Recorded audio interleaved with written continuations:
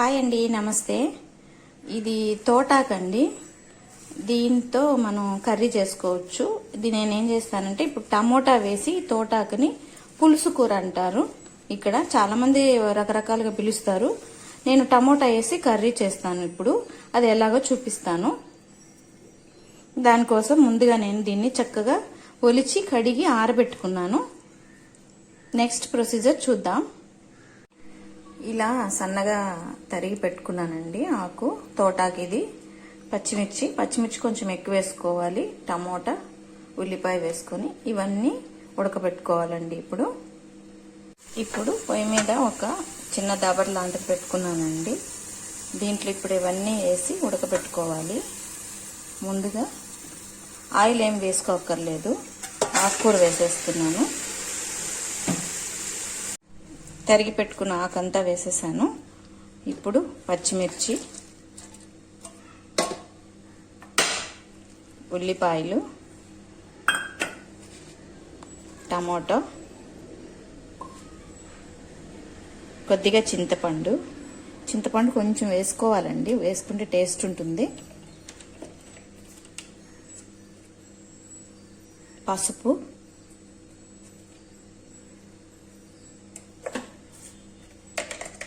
కొంచెం ధనియాల పొడి,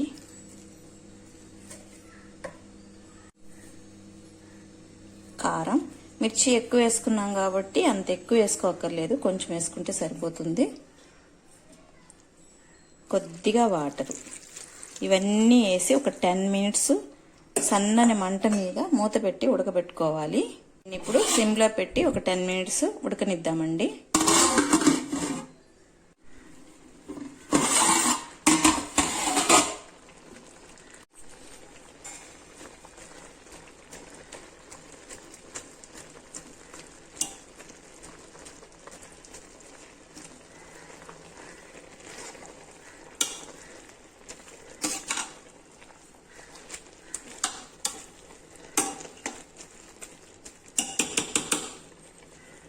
కొంచెం సేపు పెడదామండి.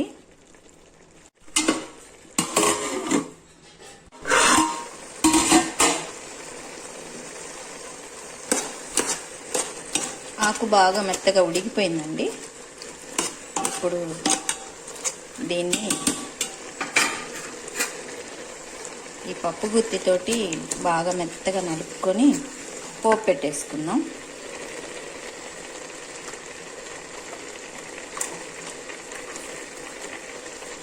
సాల్ట్ వేసుకుంటున్నాను.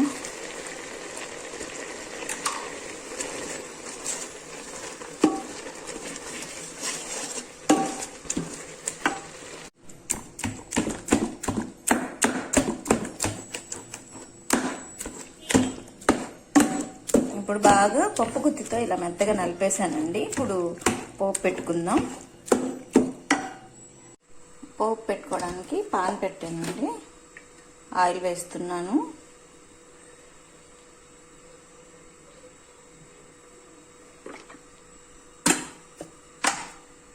ఆయిల్ వేడెక్కింది. కొంచెం మెంతులు,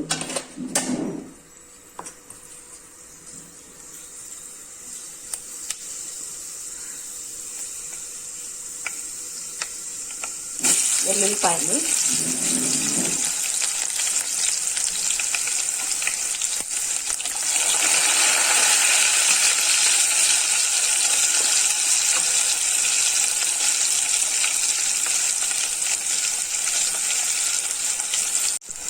కొంచెం మినప్పప్పు, పచ్చెనగపప్పు, జీలకర్ర, ఆవాలు, ఒక 2 ఎండుమిర్చి,